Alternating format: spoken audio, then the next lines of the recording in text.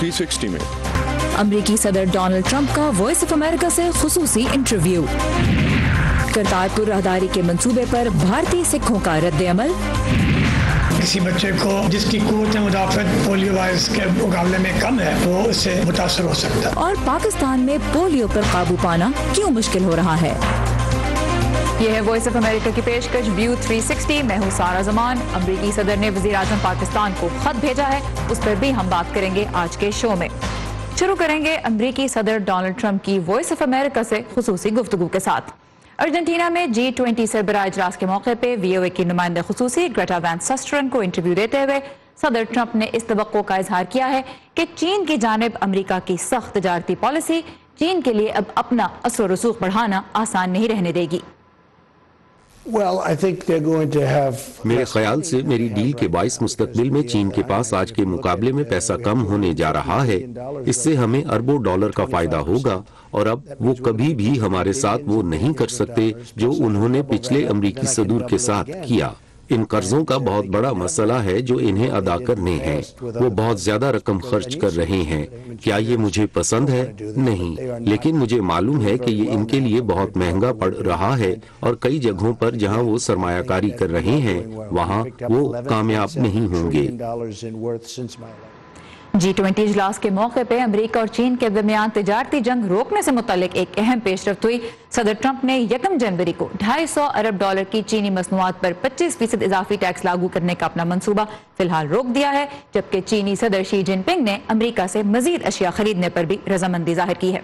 Voice of America से interview में सदर ट्रंप ने एक और अहम बैन अवी मसले माहौलियाती तब्दीली के बारे में भी बात की और उसके हल में अमेरिका का किरदार वाज़ेह किया। माहौलियात के हवाले से हमारी कारकर्दगी इंतहाई अच्छी रही है, ताहम मैं ऐसे मयार कायम करने की कोशिश में अपने मुल्क के बिजनेस को नुकसान नहीं पहुंचाना चाहता जिनसे कोई फर्क नहीं पड़ेगा। अगर आप चीन को और दूसरे ममालिक को देखें जहां की हवा आलूदा है वो यहां हम तक पहुंचती है। लोग इस बारे में बात नहीं करना चाहते। हमारी आबो हवा साफ हो और इनकी नहीं, इस पर खरबों डॉलर खर्च होंगे। हकीकत ये है कि हम बिल्कुल साफ है लेकिन हम खरबों डॉलर खर्च नहीं करेंगे ताकि ये दूसरों की आबो हवा के लिए तो अच्छा हो लेकिन हमारे कारोबार के लिए नहीं। मेरी पॉलिसी बिल्कुल सादा सी है, इसका नाम है अमेरिका फर्स्ट। इसके साथ ही हम एक अच्छे पड़ोसी भी बनना चाहते हैं लेकिन हमें खुद अपने साथ मुनसिफाना बर्ताव करना चाहिए। सदर ट्रंप के साथ मुकम्मल इंटरव्यू आप देख सकते हैं voanews.com पर। पाकिस्तान के वजीर आजम इमरान खान ने कहा है कि उन्हें सदर ट्रंप की जानिब से एक खत मौसूल हुआ है। इसकी तफसीलात के लिए हम बात करेंगे इस्लामाबाद में मौजूद वॉइस ऑफ अमेरिका की ब्यूरो चीफ आयशा तंजीम से। आयशा, ये बताइएगा इस खत की क्या तफसीलात सामने आई हैं?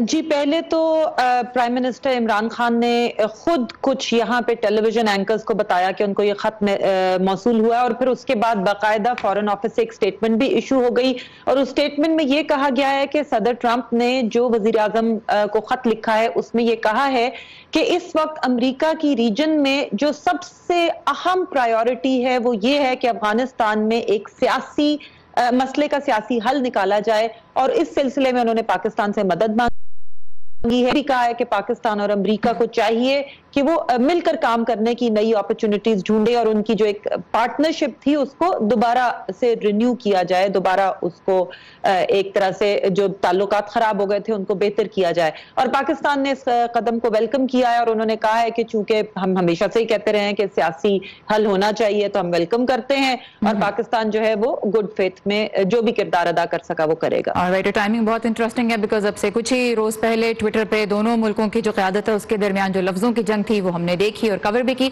अब ये बताइए आयशा, सियासी हल की बात हो रही है अफगानिस्तान के, तो ज़ल्मे खलीलजाद जो अमेरिका के खुसूसी नुमाइंदा हैं इस अफगान अमन अमल के लिए वो तीसरी मरतबा अब खित्ते का दौरा कर रहे हैं, क्या डिटेल्स हैं उसकी? देखिए, ना सिर्फ ये कि वो खित्ते का दौरा कर रहे हैं बल्कि वो 18 दिन का दौरा कर रहे हैं जिसमें स्टेट डिपार्टमेंट की स्टेटमेंट में कहा गया है कि इंटर एजेंसी डेलीगेशन को लेके आ रहे हैं, यानी खाली स्टेट डिपार्टमेंट ही नहीं अमेरिका की दूसरे महकमों के लोग उनके साथ इस डेलीगेशन में शामिल होंगे।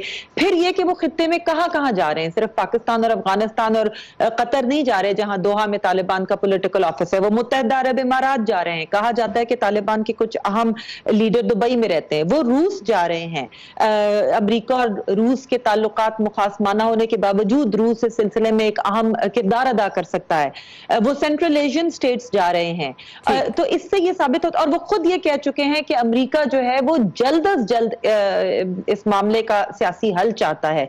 तो लगता ये है कि बहुत सीरियस बातचीत के लिए वो आ रहे हैं, और सदर ट्रंप ने जो खत भेजा है वो भी शायद इसी सिलसिले की एक कड़ी है।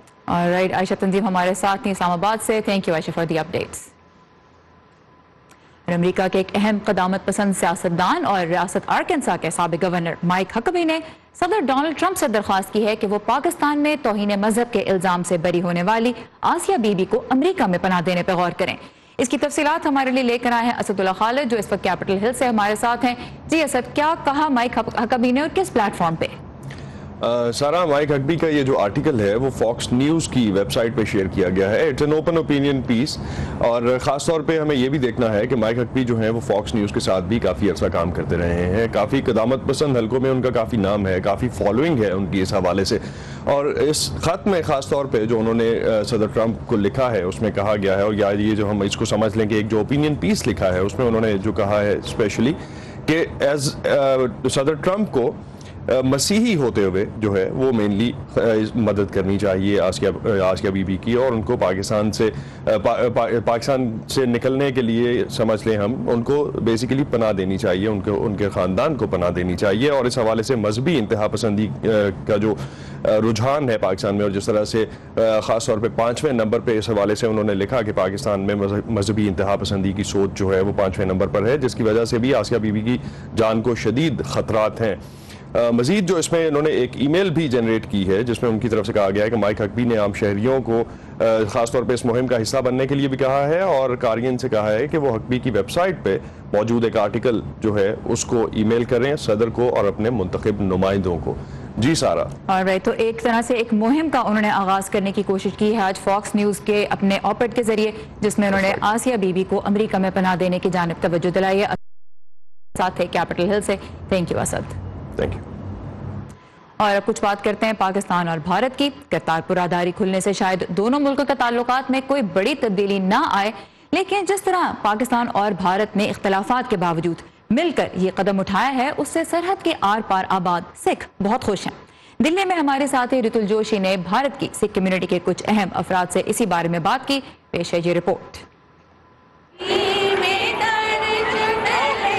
नई दिल्ली के सबसे बड़े गुरुद्वारे बंगला साहिब में बाबा दयाल सिंह एक पाठी हैं, यानी ये सिखों की पाक किताब गुरु ग्रंथ साहिब जी के रोजाना पाठ की जिम्मेदारी निभाते हैं।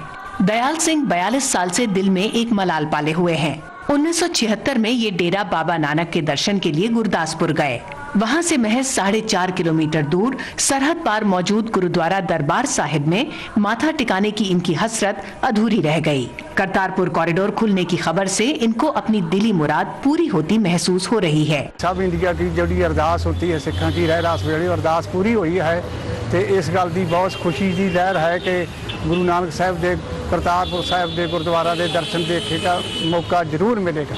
दयाल सिंह की तरह न जाने कितने सिख अपने पहले गुरु नानक देव जी की जिंदगी के आखिरी पड़ाव पर सर झुकाने के लिए बरसों से तरसते आ रहे थे। अपने बाबा जी ने मिलने वास्ते सीधा रास्ता मिल जू 7-8 किलोमीटर का होर की चाहिए। जेडे स्थान गुरु साहिबाना नाल जुड़े हुए पाकिस्तान दे विच रह गए भी उन्होंने खुले दर्शन दीदार सिख संगतां नूं जेड़ा होना ते लोकां दे विच बड़ा चाह बड़ा उत्साह। सिख कौम के एक बड़े तबके को करतारपुर कॉरिडोर में दोनों मुल्कों के दरमियान रिश्ते बेहतर होने का रास्ता भी नजर आ रहा है। पब्लिक जाएगी तो शांति आएगी, एक दूजे नाल मिल जुलणगे, एक दूजे नाल दर्शन करनगे, एक दूजे जगह दे पता लगेगा उत्थों दा भी की आ। अगला साल जो है 550 साल गुरु नानक पातशाह का जो पुरब आ रहा है वो बहुत बड़ी सेलिब्रेशन है। पाकिस्तान भी चाहेगा कि उसको ज़रूर उसका क्रेडिट ले, और हिंदुस्तान में और बाहर के लोगों पे हिंदुस्तान की सरकार पे भी प्रेशर है। वहीं माहिरीन का कहना है कि करतारपुर कॉरिडोर से पाकिस्तान के साथ इख्तिलाफात में भारत के मौजूदा रवैये पर कोई खास फर्क नहीं पड़ेगा। हम कहते हैं कि हम डायलॉग के लिए तैयार हैं। अगर ये अवाम के बीच राब्तों या तिजारत के लिए है तो हम बातचीत करेंगे, लेकिन अगर आप इलाकाई मलकियत के इश्यूज पर बात करना चाहते हैं तो पहले दहशतगर्दी खत्म करें। 2019 तक सरहद के दोनों तरफ करतारपुर कॉरिडोर का काम पूरा हो जाएगा। लेकिन सरहद पार करने का अमल क्या होगा, एक दफा में कितने लोग जा पाएंगे और कितने वक्त तक रुक सकेंगे, ये फिलहाल तय नहीं है। Ritul Joshi, voice of America, Delhi. अक़वाम मुत्तहिदा के इदारा बराए माहौलियाती तब्दीली ने खबरदार किया है कि आलमी हिद्दत का खतरा कभी भी उतना संगीन नहीं रहा जितना कि अब है। इसी सिलसिले में पोलैंड में 2 हफ्ते की एक कॉन्फ्रेंस का आगाज हो गया है। इसकी तफसीलात के लिए आप आ सकते हैं हमारी वेबसाइट urdu.voa.com पर। इस कॉन्फ्रेंस में 200 मुल्कों के नुमाइंदे शिरकत कर रहे हैं। पाकिस्तान समेत दुनिया भर से अहम खबरें भी आपको हमारी इसी वेबसाइट urdu.voa.com पर मिलेंगी। अमेरिका के 41वें सदर जॉर्ज H.W. बुश की मैयत आज अमेरिकी कांग्रेस की इमारत में लाई जाएगी, जहां अगले 2 रोज तक अवाम उन्हें खिराज अकीदत पेश कर सकेंगे। जॉर्ज बुश सीनियर के एहतराम में सदर डोनाल्ड ट्रंप ने बुध को यौम सोग मनाने का ऐलान भी किया है। सदर बुश के दौर में सदर जंग अपने अख्ताम को पहुंची थी और कुवैत पर इराक के हमले के खिलाफ अमेरिका ने बैन अक़वामी फौजी इत्तेहाद भी खड़ा करके सद्दाम हुसैन को शिकस्त दी थी। सदर बुश का इंतकाल जुम्मे के रोज 94 बरस की उम्र में हुआ। उन्हें रियासत टेक्सास में उनके नाम से मंसूब George H.W. Bush presidential library and museum में दफनाया जाएगा। और अब बात करते हैं पाकिस्तान की, जहां पोलियो के खात्मे के हवाले से तमाम तर कोशिशों के बावजूद अब तक पोलियो वायरस पर मुकम्मल कंट्रोल नहीं पाया जा सका। अब मुल्क के 7 बड़े शहरों इस्लामाबाद, रावलपिंडी, लाहौर, मर्दान, पेशावर, कराची और सक्खर, इन शहरों की सीवरेज लाइनों में पोलियो वायरस पाया गया है। गुज़िश्ता साल के दौरान पाकिस्तान में पोलियो के 7 नए केसेस भी सामने आ चुके हैं। तो इस मर्ज की रोकथाम में एक बड़ी रुकावट के बारे में हमें बता रही हैं लाहौर से समन खान। घर घर जाकर पोलियो के कतरे पिलाने के अलावा लाहौर के दाखिली और खारजी रास्तों, तफरीगाहों और ऐसे तमाम मुकामात पर जहां दूसरे शहरों से लोगों का आना जाना लगा रहता है, पोलियो मुहिम के दौरान महकमा सेहत की जानिब से सुबह और शाम के औकात में टीमें मौजूद रहती हैं, ताकि 5 साल तक की उम्र का एक भी बच्चा पोलियो के कतरे पीने से महरूम न रह जाए। बेहतर कारकर्दगी के लिए पोलियो मुहिम के दौरान पंजाब भर में 90,000 पोलियो वर्कर्स 45,000 टीमों में टीम हो जाते हैं। 3 साल में लाहौर से पोलियो का कोई एक केस भी सामने नहीं आया, जो कि तसल्ली बख्श है। लेकिन गुज़िश्ता 5 माह से लाहौर के बाद सीवरेज मुकामात के माहौलियाती नमूनों में पोलियो वायरस की तस्दीक हुई है, जिसके बाद सेहत के हलकों में तशवीश पैदा हो गई है। माहिरीन के मुताबिक इसकी एक बड़ी वजह हाई रिस्क आबादी की नकलो हरकत है, यानी इन इलाकों से ताल्लुक रखने वाले अफराद की आमदोरफ्त, जहां अब भी पोलियो के खिलाफ मुहिम मुश्किलात का शिकार है, जैसे अफगानिस्तान और इसके साथ सरहद से मुल्हका पाकिस्तानी इलाके।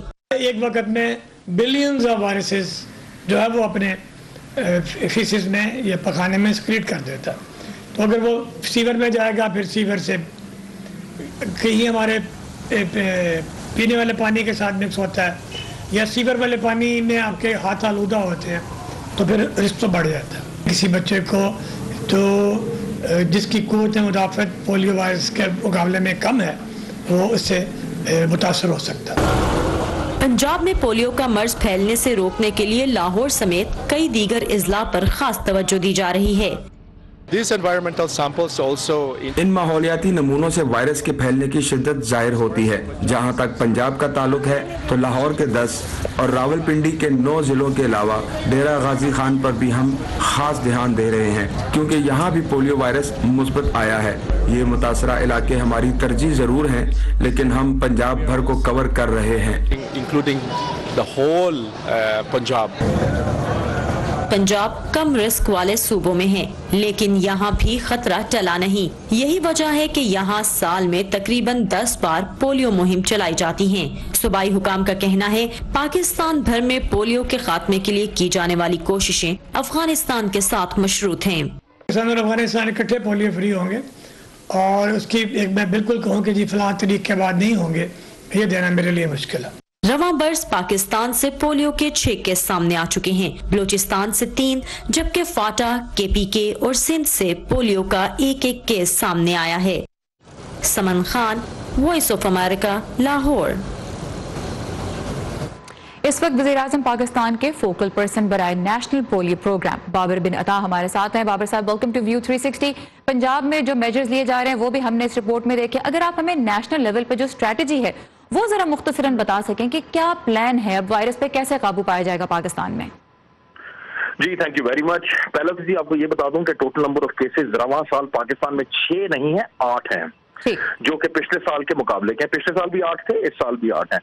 लेकिन वेरी इंपॉर्टेंट टू नोट कि जी आया the number of polio cases जो है, क्या ये करेक्ट पैरामीटर है किसी भी मुल्क की परफॉर्मेंस को गॉज करने के लिए? अब हिंदुस्तान का, अब मैं सुन रहा था कि मुझसे पहले हिंदुस्तान के बारे में बात हो रही थी। हिंदुस्तान का आपको बताते हैं कि जब हिंदुस्तान ने अपने मेन पोलियो रेजर्वायर को किल किया था तो उनके 45 पोलियो केसेस थे, and next year it dip down to 1 polio case, और उसके बाद 3 साल तक कोई केस नहीं, उन्होंने रेडिकेट कर दिया। जो शो करता है कि अगर आपने एक मुल्क से वायरस का खात्मा करना है तो आपने उस कोर रेजर्वायर या rather the polio virus depot, जहां से वायरस अपने आप को मल्टीप्लाई करके स्प्रेड करता है, उसको किल करना है। And maybe the number of polio cases is not the right parameter to gauge performance of a country. तो अब आप रेजर्वायर को कैसे किल करेंगे? Sorry to interrupt. इसीलिए ये जो आपको ये इत्तला मिली है ना कि 7 शहरों में वायरस आया है, it was release by the government as part of our strategy, क्योंकि हम लोगों को ये बताना चाहते हैं कि जी आया, there is a big decline in the number of polio cases, लेकिन the job is not done. Awareness create करने के लिए we have deliberately release these results as part of our communication strategy.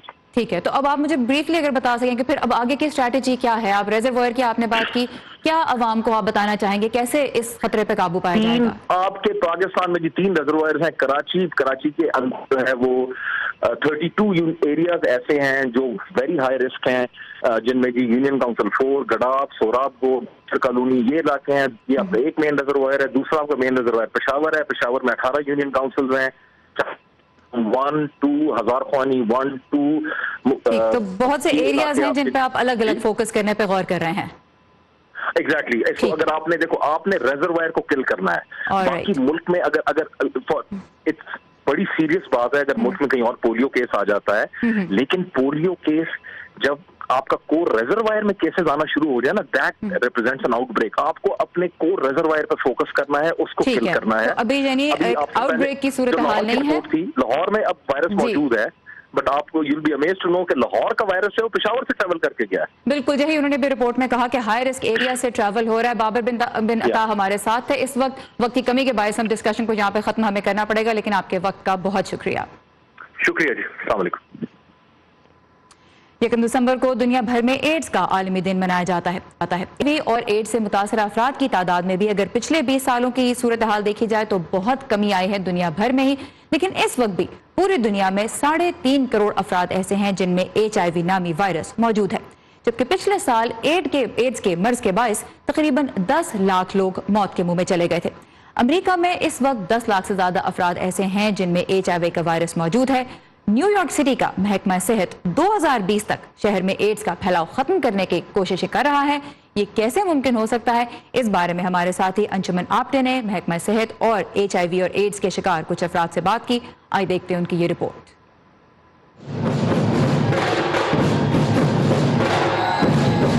Ads की रोकथाम के लिए रियासत New York में काम करने वाली सरकारी और गैर सरकारी तंजीमों के ये नुमाइंदे इस तकरीब में एक खास मकसद से जमा हुए हैं। ये मकसद है रियासत न्यूयॉर्क में एड्स के फैलाव पर मुकम्मल कंट्रोल के करीब पहुंच जाने का जश्न मनाना। इस वक्त न्यूयॉर्क शहर में तकरीबन 1,29,000 HIV एड्स के मरीज हैं, जिनमें से 80% न्यूयॉर्क शहर में रहते हैं। 1995-96 में जब ये बीमारी अरूज पर थी, हर साल तकरीबन 15,000 नए केसेस सामने आते थे, लेकिन पिछले साल सिर्फ 2100 से थोड़े ज्यादा नए मरीज सामने आए हैं। तो पिछले 13 वर्षों में नए मरीजों की तादाद में 65% कमी आई है। इस साल वर्ल्ड एड्स डे की थीम है एड्स से जुड़ी शर्मिंदगी और गलतफहमियों को खत्म करना, वो मनफी रवैये जो इस बीमारी के इलाज और फैलाव को रोकने में सबसे बड़ी रुकावट है। 1990 में मेरे अंदर एड्स की तशखीस हुई। उस वक्त तक स्याफाम और ब्राउन कम्युनिटीज में इस बारे में कुछ ज्यादा मालूमात मौजूद नहीं थी, तो मुझे बहुत से जाहिलाना रवैयों का सामना करना पड़ा। लोग खाना खाते वक्त या जिम में मेरे नजदीक आना पसंद नहीं करते थे। मेरे लिए ये एक बड़ा चैलेंज था। आज एड्स के बारे में आगाही फैलाने के काम से मुंसलिक डोनाल्ड को इत्मीनान है कि हालात काफी बेहतर हो चुके हैं, लेकिन रियासत न्यूयॉर्क की हुकूमत मानती है कि अभी बहुत सा काम बाकी है। हम इस वक्त जहां हम जिन्स प्रस्त मर्दों में एड्स में मामूली इजाफा देख रहे हैं, लिहाजा हमने इससे निमटने के लिए आई लिस्टोज नामी कैंपेन लॉन्च की है। अगरचे ये इदाद-ओ-शुमार की गलती भी हो सकती है, हम कोई रिस्क नहीं लेना चाहते। हम अपनी तमाम कम्युनिटीज से इस वबा का खात्मा चाहते हैं। एड्स की बीमारी की रोकथाम में मसरूफ न्यूयॉर्कर्स को उम्मीद है कि न्यूयॉर्क 2020 तक एड्स की वबा को खत्म करके पूरी दुनिया के लिए एक मिसाल बन सकता है। Anshuman Apte, voice of America, New York. America के बारे में हमने रिपोर्ट देखी। पाकिस्तान में एड्स की सूरत हाल के बारे में तफसीली रिपोर्ट्स आपको मिलेंगी हमारी वेबसाइट urduvoa.com पर। जाने से पहले आज चलते हैं सूबा सिंध के कदीम शहर उमरकोट, जो अपनी फिजाओं में गूंजने वाली मौसीकी के लिए जाना जाता है। यहाँ की सकाफत की एक झलक पेश कर रहे हैं हम आज की इस खुसूसी रिपोर्ट में। वादी सिंध का कदीम शहर उमरकोट, इस शहर का नाम महाराजा अमर सिंह के नाम पर अमरकोट रखा गया था। लोक रोमानवी दास्तान उमर मारवी की निस्बत से अमरकोट का नाम उमरकोट में तब्दील हो गया। लेकिन ये शहर अपनी एक और रिवायत के लिए भी जाना जाता है, मौसीकी से मोहब्बत की रिवायत।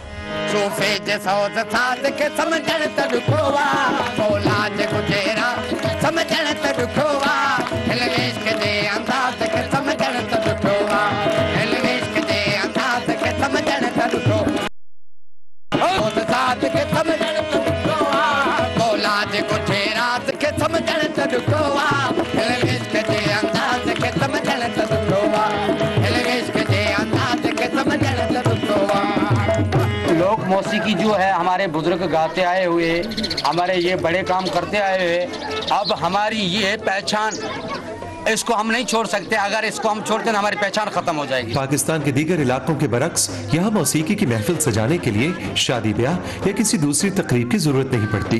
किसी भी गली महल्ले में किसी भी वक्त आपको मकामी फनकारों की सदाकारी के साथ मकामी मौसीकी की धुनें सुनाई दे सकती हैं। मौसीकी की इन महफिलों में शिरकत के लिए न उम्र की कोई कैद है, न दाखिले की कोई शर्त।